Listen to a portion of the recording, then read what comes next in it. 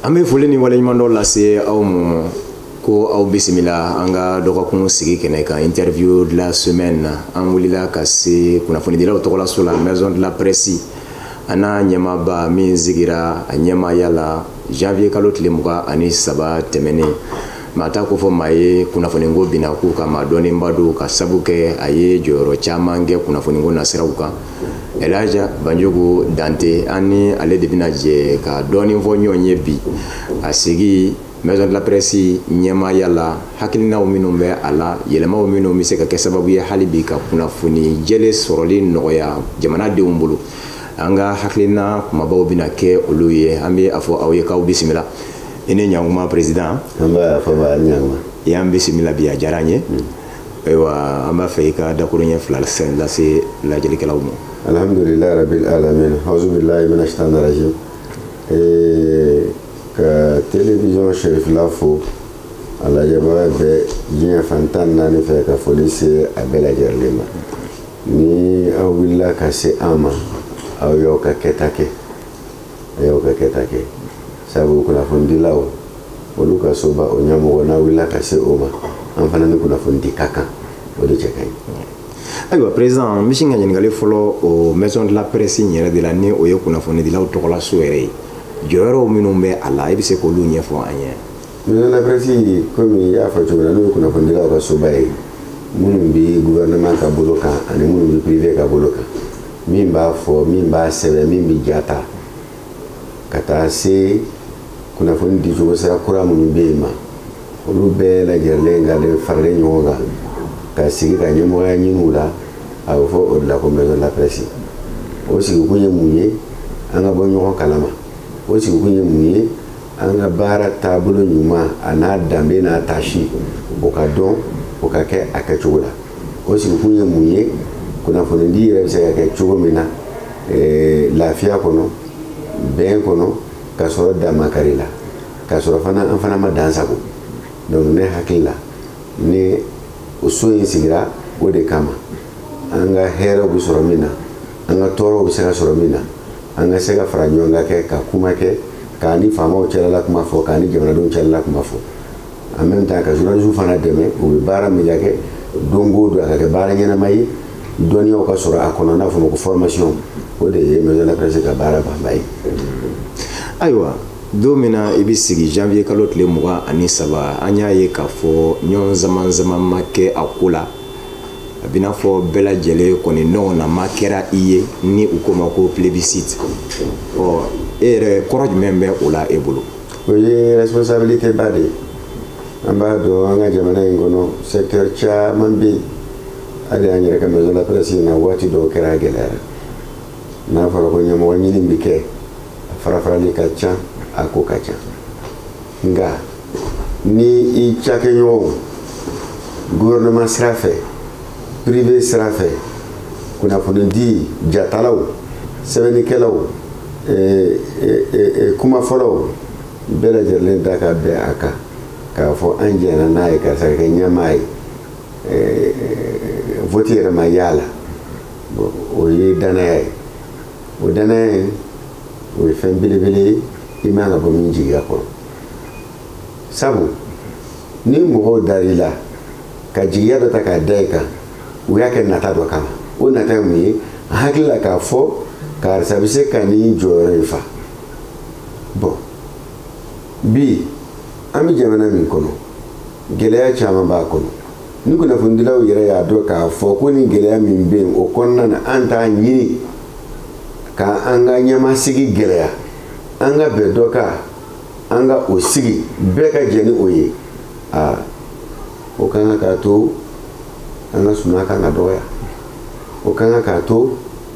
an k'an yɛrɛ ɲininka o ka kan k'a to an k'a dɔn k'a fɔ mago dɔ ani besoin dɔ de bɛ yen ni o de nana ni sababuya ye a ma kɛ k'i kalan bɛ tɔw ye a ma kɛ i ka dɔnta ka bon ni tɔw ta ye a ma bɔ kɛ ko nafolo b'i bolo ka tɛmɛ tɔw kan o danaya o de kan k'a to i k'a dɔn k'a fɔ ko baara min bɛ yen baara kologɛlɛn don o de y'a to n'i bɛ o baara sugu daminɛ i yɛrɛ diinɛ ni ŋaniya ɲuman min b'i la ka baara in kɛ i ka wuli i ka se an ka mɔgɔbaw ma i ka wuli i ka taa ladilikan ɲini o de y'an se yɔrɔ caman an taara Bamakɔ sigibancɛkulu fɛ yen an taara Cheikh Ousmane Badiane fɛ yen an taara archevêque fɛ yen an taara protestant fɛ yen an ka ministre kumana inshallah sini ale premier ministre bɛna ɲɔgɔn ye ani faama ɲɛmɔgɔ jamana ɲɛmɔgɔ an n'u bɛɛ lajɛlen kelen-kelen bɛna sigi kunnafonidilaw ka ko gɛlɛya minnu b'a kɔnɔ an jɔyɔrɔ bɛ se ka kɛ min ye jamana in kɔnɔ sumani na ni ala n'a kɛra sɔnn'a ma an kan ka wuli ka se o yɔrɔ o yɔrɔ la an kan ka min fɔ min ye kɛnɛ kan bange la gindo la walasa ko in bɛ dilan inshallah an b'o baara de kɛ ka kɛ ni an wulila ka taa an sara mɔgɔ minnu na i n'a fɔ Cheikh Ousmane Badiane Aidara i n'a fɔ Jean Zerbo i n'a fɔ Nɔ ka ca olu ka jɛ ka dugawu k'an ye an bɛ se ka baara in kɛ ni dusu ni kɛnɛya ye ani hakilila ɲuman ye cogo min na. Ayiwa président don min na i bɛ sigi i y'a jira k'a fɔ hakilina dɔw b'i la ni o bɛ taa yɛlɛmali binaku kan i kumana i ko refondation in o ye ka lajɛ kunnafoniko yɛrɛ bɛ se ka ladila kura ye cogoya dɔ la min bɛ se k'a to a bɛrɛ bɛ bɛn ni jamana yɛrɛ cogoyaw ye e ka o fɛɛrɛ ninnu kumabaw bɛ se ka kɛ jumɛn ni jumɛnw ye. Effectivement an m'a fɔ ko réforme an ko refondation ye komi i y'a fɔ cogo min na n'i ko ka fɛn ko refonder a bɛ n'a fɔ k'a dilan kura ye dilan kura ye an mago b'a la bi o n'i bɛ kuma fɔ kuma in i bɛ a peser k'a lajɛ n'a man girin kuma in i b'a suma n'a ma janya wa kuma in fana i b'i jɔ n'a responsabilité kuma ye bi tile in na n'a fɔra ko ka Mali presque refonder a sera o ma o a sera a ma mun na baara in alhamdulillah a kɛbaa cayara a kɛcogo cayara mais kɛbaa caya ni kɛcogo caya ni kalan minnu b'a kɔnɔna na a kalan cayara fo ka lakɔlisow dayɛlɛ a la kama mais o waati kelen de fana kɔnɔna na baara in burujara a lebura kojugu caman taara k'a sɛgɛrɛ an hakili kɔni na fɛn min n'a nafolo cayara a baarakɛminɛn modernisera a kɛbaa cayara fo dɔw taara kalan kɛ fo tubabu jamana na ka na mais o ko kelen fana ka tila ka kɛ o nege tɛ mɔgɔw la tuguni an k'an yɛrɛ ɲininka mun nana ni nin ye n'i nana n'a ye farafarali bɛnbaliya n t'a to karisa ta la hali n'a sɔrɔla hakilila ɲuman b'a bolo ne walima rien donc ni mɔgɔw ye hakilila sɔrɔ ka bɛn ɲɛmɔgɔ sigili kan o la o ɲɛmɔgɔ ka baara kan ka kɛ mun ye i gela i ni bɛɛ ka se ka kuma alhamdulillah rabbil alamina ala y'o nɔgɔya di an ma an ka milieu kɔnɔ minnu ka kɔrɔ n'a ye ani minnu ye fila ye minnu b'an ni dugumana cɛ fɛn t'an ni mɔgɔ si cɛ ani bɛɛ bɛ se ka kuma o ye chance y'an bolo ani bɛɛ bɛ se ka kuma kelen filanan an k'an gɛlɛya tuguni baara in minnu b'a la kuma ɲɔgɔnya ka tɛmɛ ani ɲɔgɔn cɛ nin ka ɲi nin man ɲi o ka kɛ o de y'a to arajow tɔgɔla don n'o kɛra sibiri tɛmɛnen an ye sarati dilan sarati ye mun ye layidu kan kumakan 13 o kumakan 13 i kɛra bɛ kuma teleso la i kɛra bɛ kuma arajoso la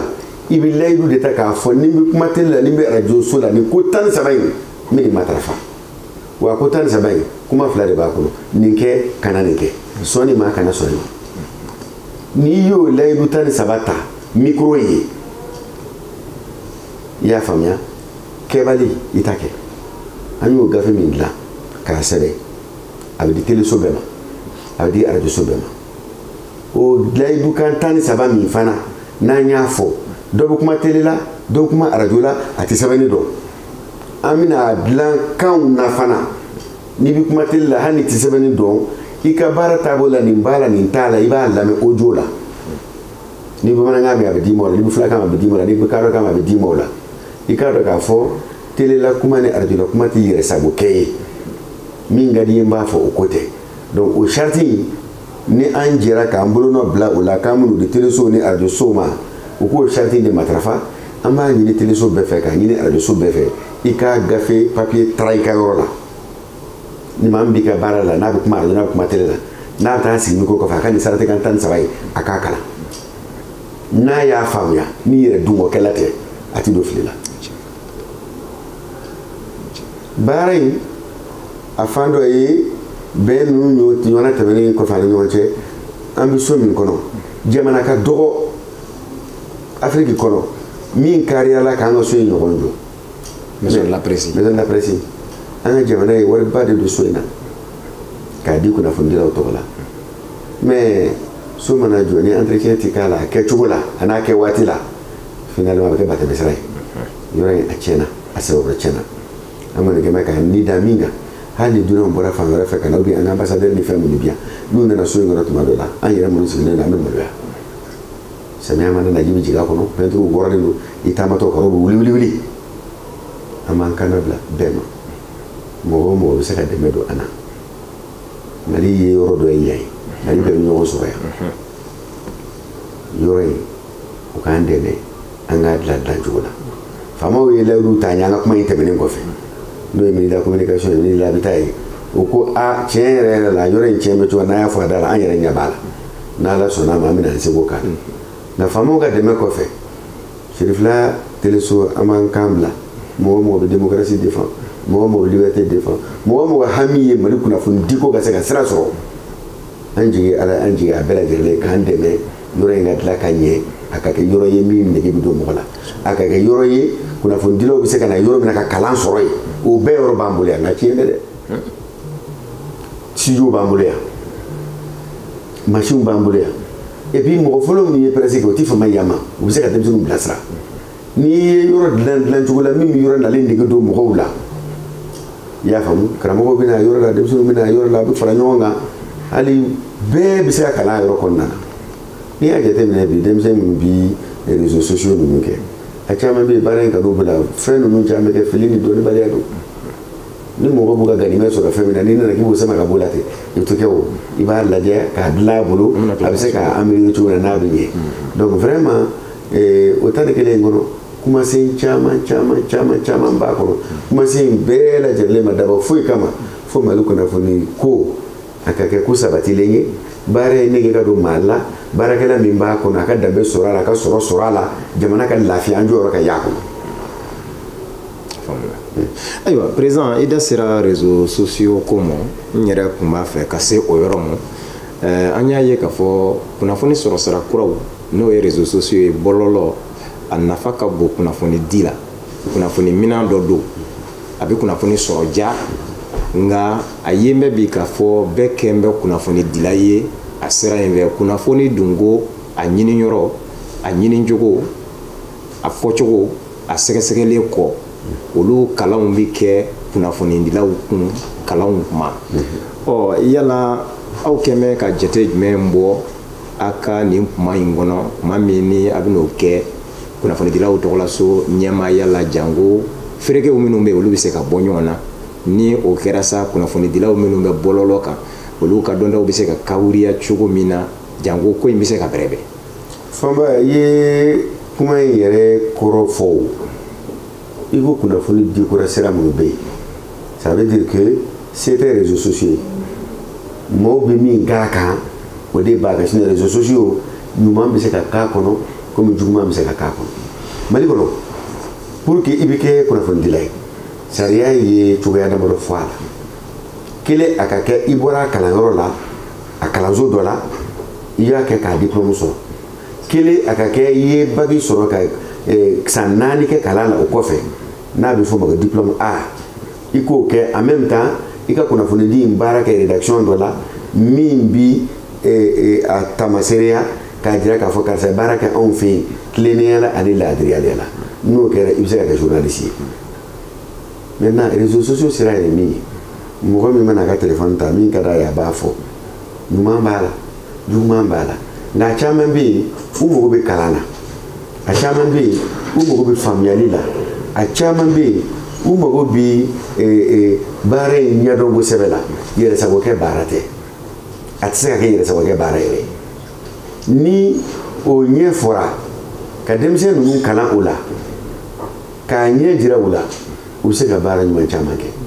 réseaux sociaux tɛ se ka k'a damana wɛrɛ ye ka média k'a damana wɛrɛ ye a bɛ n'a fɔ n'i y'a fɔ ko appareil kɔrɔ minnu bɛ an bolo caméra ninnu équipement tɔ minnu bɛ yen k'i bɛ olu ta k'o ta damana kunnafoni baara ta magoɲɛminɛnw de don télé n'i b'a filɛ i bɛ se k'a bila réseaux sociaux kan kɛlɛcogo o kɛlɛcogo bi réseaux sociaux la kɛlɛcogo fila de don a fɔlɔ minnu b'a baara kɛ u ka fara ɲɔgɔn kan k'u former minnu bɛ se ka baara in kɛ laadiriyala danbela olu ka to a la a filanan teleso ni arajoso minnu bɛ yen u fana ka réseaux sociaux matarafa u ka matarafa ni u ka contenu ye a bɛ émission minnu kɛ a bɛ kunnafoni minnu di n'o bɛ tɛmɛ réseaux sociaux sira fɛ mais possibilité de dilen don bɛɛ lajɛlen ma i ka taa réseaux sociaux sanfɛ i ka lajɛli kɛ o lajɛli min ja k'o filɛ o bɛ ja e de i mana taa réseaux sociaux sanfɛ fɛn caman de bɛ jira i la i ka téléphone yɛrɛ kan a y'i ja a m'i ja i b'a ye nka a lajɛli n'a lamini o bɛ dépend i yɛrɛ de la i b'a ye dɛ maa bɛ fɛn dɔ ye ka sɔrɔ i m'a lajɛ donc n'i taara i ka téléphone kɔnɔ e b'a dɔn k'a fɔ Cherifla TV ka contenu dɔ bɛ yen a ka journal ye nin yɔrɔ in ye a ka kunnafoni di i bɛ kalanta sɔrɔ yen nɔ mais kuma ma nɔgɔ waati tɛmɛnen ninnu na a bɛ n'a fɔ an ka jamana ninnu kɔnɔ fɛn min ye négatif ye min ma ɲi a bɛ n'a fɔ o de ka di jama ye o ye sitanɛ ka yɔrɔw ye n'i taara ka taa kuma sɛbɛn fɔ k'a nombre de vues lajɛ k'a nombre de like lajɛ min fɔ j'aime a man ca nka ni nenini ni burujali ni dɔgɔyalima ni jolikɛnɛ ni fɛn kirikira sugu dɔ bɛ yen nɔ la o de lajɛra o de aimera o de partagera donc ko in tɛ kunnafoni dila ko dɔrɔn ye ko in ye société yɛrɛ ka ladamu cogoya de société ka ladamu yɛrɛ cogo b'a la munna an k'an yɛrɛ ɲininka mɔgɔ caman kan ka ɲininka nin na dɔnnibaw jamana marabaaw karamɔgɔw journalistes munna fɛn min kɔnnen don n'a cɛ ka jugu n'a ma ɲi n'i kɛlen bɛ k'o de kanu bi ka tɛmɛ ɲuman kan n'i taara réseaux sociaux sanfɛla la ka waajuru bila a la a bɛ lajɛ o nka nin jugu ni n b'a fɔ cogo di burujali bon o bɛ lajɛli min kɛ dɔ in t'a kɛ munna mɔgɔw bɛ ɲuman to ka taa kolo ta dɛ o tɛ kunnafoni ko ye o c'est une société en crise maya yɛrɛ gɛlɛya a gɛlɛyara de société de bɛ crise la o crise sociale in o solution o ye bɛɛ ka responsabilité individuelle de sɔrɔ collective de donc n bɛna réseaux sociaux mais i jɛ bɛ kɛ réseaux sociaux la ni bisimila ye jɛ b'o fɔ a kɔnɔ ni sisan ne ka kuma jɛ b'o de fana fɔ a kɔnɔ dɛ donc an k'an gɛlɛya an ka k'a a ɲumanw ye et que société yɛrɛ ka ladamu ka taa ɲuman sira fɛ ni o kɛra hakili la jamana bɛ lafiya. ayiwa président o diyara n ye hali bi kunnafoni dilaw kun kan n'a ma ɲɛ k'a fɔ an bɛ olu tɔgɔlaso la ko e yɛrɛ ye o ɲɛmaaba ye kunnafoni dilaw bɛ degun dɔw sɔrɔ kunnafoni ditɔ an b'a ye k'a fɔ jamana dɔw bɛ k'a laɲini bɛnkan b'an ka nasira jamanaw kɔnɔ k'a lajɛ kunnafoni di ka kɛ ka sɔrɔ degun bɛ degun na o ma sɔrɔ i fɛ sariya nasira kan dépénalisation de la presse a kɛlɛw bɛ kɛ yala aw ka kuma in kɔnɔ a kɛn bɛ ka hakili to o fɛnɛ na kunnafonidilaw fɛrɛlen bɛ se k'u ka kunnafoni di cogo min ka sɔrɔ u ma siran k'a fɔ degun dɔ na kɛ sababu ye k'u lase ayiwa yɔrɔ la yɔrɔ min man di u ye an y'a ye k'a fɔ i yɛrɛ ye sɔrɔnani dɔ caman kɛ ka ɲɛsin an baarakɛɲɔgɔn dɔw ma minnu y'u yɛrɛ sɔrɔ a lajarabi kɔnɔ ka sɔrɔ i yɛrɛ ma kɛ kunnafonidilaw tɔgɔlaso ɲɛmaa ye an b'o kalamu nka aw kɛn bɛ ka labɛn dɔw kɛ o nasiraw kan. kuma in ye yɔrɔ fila ye a yɔrɔ fila la n'i y'a jateminɛ cogo o cogo a bɛɛ bɛ kɛ sababu ye de ka tɔgɔ jugu ta ka n ka jamana sɛgɛrɛ a yɔrɔ fɔlɔ ye mun ye o bɛ jamana marabaaw concerné a filanan ye mun ye o bɛ kunnafonidilaw concerné yɔrɔ fɔlɔ min bɛ jamana marabaaw concerné kabini mali y'a ka démocratie tile daminɛ en 91 fɛn dɔw bɛ yen o bɛ ɲɛnabɔ o bɛ dilan hakilimaya la o bɛ dilan bɛn na ka sɔrɔ a ma kɛ ni ka se niveau dɔ la ni aw y'a dɔn k'a fɔ ko diɲɛ senkolatigiw diɲɛ taabolo kura faamuyali cogo dɔw bɛ yen o cɛman ye kunnafonidilaw la ni jamana ɲɛmaaw y'u tugu k'o kɛ kunnafonidilaw la a dun ko maa kɛ diɲɛ bɛɛ bɛ bɔ a kalama a ma se yɔrɔ la a bɛ tɛmɛ i yɛrɛ kan i bɛ se ka ko min dilan cogo ɲuman na mun na i b'o kɛ arrestation dɔ kɛra an ka jamana in kɔnɔ yan i b'o arrestation ye waati min na a bɛ tubabu tile waatiw de la ka maa minɛ k'a tuni ko to bɛ ne nugu la alors que wele cogo b'a la ka kiri cogo ɲuman na kunnafoni dira kɔrɔtɛ k'a fɔ ko e bi k'i damana citoyen wɛrɛ ye k'e t'i ɲininka i dalakan na mais a bɛ taa sariya yɛrɛ sɔsɔ mun yɛrɛ kan ka sariya appliquer ka jamana tɔgɔ don jugu da ten fu jamana marabaa b'o kɛ a filanan dɔ minnu fana bɛ kunnafoni di kɛ maa bɛ fɛn jɔfani sugara ka sɔrɔ ma kɔrɔ kari i yɛrɛ sago kɛ min ka di n ye n b'a fɔ min ka di n ye n b'a kɛ baara yɛrɛ danbe ni a taabolo ɲuman si bɛɛ lajɛlen tɛ bato hali ɲɛmɔgɔ minnu bɛ yen i tɛ olu lamɛn olu bɛ kuma dibi la gindo la k'a f'i ka sabali plus olu bɛ wele ka kuma i fɛ a bɛ k'i ɲɛkɔrɔ k'o de ye ka kamalenya ye o de ye ka maaba ye karisa yɛrɛ ye n wele ka kuma n fɛ n'i dɛsɛra se wɛrɛ tɛ o tɛ ka maa kelen kɔ bon i b'o kɛ jɔn na e minɛna minɛcogo la min y'a ɲuman yɛrɛ ye a bɛ fɔ ko démocratie tɛ jamana na liberté tɛ jamana na maa minnu yɛrɛ ye kunnafonidilaw ye u kan ka maloya yɛrɛ ka jɔ k'a fɔ k'u b'a la ka défense ta ka karisa de sɛgɛrɛ ka kɛ n'a ka kɛta ye e ni mun ye ko cɛjuguya fɛ mais c'est ça ko bɛ ko la n'a kɛra se foyi tɛ ni delili tɛ ne ta hali n'i bɔra k'a fɔ k'i b'a ko défense ta i ma hɔrɔnya kɛ kuma bɛ kuma la kɛbali bɛ kɛbali la a bɛ kɛ an ka maa dɔw fɛ n'i bɔra k'a fɔ k'i b'o ko justifier i ma kɛ hɔrɔn ye justification foyi t'a parce que maa si tɛ baara in kɛcogo ɲuman dɔn k'i b'i to i yɛrɛ ma ko ka kɔlɔsiw kɛ mais n'a minɛ k'a kɛ fo ka sɔrɔ don bɔra a la e tɛna taa a y'a bila journaliste don dɔwɛrɛ t'i yafa deli kɔ dɔwɛrɛ t'i yafa deli kɔ wa an b'o baaraw de la su fara tile kan maa bɛ bange ɲɛ ko k'a ci de don wa donc ko kɔni min ye an bɛ jɛ k'an bolo de di ɲɔgɔn ma ladamu in ka kɛ baara in ka k'a kɛcogo la an ka ɲɔgɔn lamɛn yɛrɛ sago kɛ ka dabila an kɔni bɛ dugawu ɲini o baara in de ka nɔgɔya an bolo ko nɔgɔn tɛ dɛ certainement an bɛna min fɔ a dɔw man di jamana faamaw ye an bɛna min fana fɔ an baarakɛla dɔw bɛ yen a man d'u ye nka an yala ka tiɲɛ ta k'a fɔ min ka kan n tɛ nata maa la an tɛna fɔ k'an bɛna siran maa ɲɛ ko min ka di i ye ko k'o fɔ ni defo min b'an ka maa minɛ n'a kan ka dogo k'a fɔ a bɛ dogo k'a fɔ n'a kan ka fɔ kɛnɛ kan a fɔ kɛnɛ kan jamana ɲɛmɔgɔ min kan ka fu ɲɛna gindo la an b'a f'u ɲɛna gindo la n'a kan ka fɔ fana bɔ ka k'a kalama an b'a fɔ ka bɔ ka k'a kalama an y'o de layidu ta an b'o baara de kɛ. faamuna ayiwa président e ye maison de la presse ɲɛmaaya ta kuma kɛrɛnkɛrɛnnen kɔnɔ ka sabu kɛ an bɛ furanjɛrɔ fanga de la furanjɛrɔ fanga a tɛ se ka taa kunnafonidilaw kɔ bawo kunnafoni bi jɛnsɛn kunnafonidilaw de fɛ an ma kalama fana k'a fɔ kunnafonidilaw de ye fanga kun naaninan ye ko quatrième pouvoir furanjɛrɔ fanga min bɛ senna bi e yɛrɛ bolo kunnafonidilaw jɔyɔrɔ kɛrɛnkɛrɛnnen bɛ se ka kɛ jumɛn ye. an jɔyɔrɔba de b'a la wa an b'an jɔyɔrɔ ye an b'a fa mais problème ye min ye méfiance caman de nana ani bisigiyali caman de donna jamana marabagaw ni kunnafonidilaw cɛ jamana o jamana kɔnɔ min jɔyɔrɔ ye min ye min ni min ka kan min kan ka bila o la n'i ye taara ka taa maa dɔw ɲini ko ka kɛ dɔw kumada olu ka kɛ dɔw jɔyɔrɔ ye parce que o ye ni duma ye bon i bɛ ka maa dɔw ɲini ka kɛ mais maa tɛ k'o ɲini min kan ka fɔ o jamana fanga marabaga ninnu ɲɛna u k'a faamuya appareil tɛ yen k'i bɛna min da karisa la k'a suma k'i b'a ka fasoden ɲumanya dɔ n'o ye o tɛ yen ko un appareil de mesure du patriotisme a tɛ yen bɛɛ ka kɛta de bɛ kɛ jamanaden ɲuman ye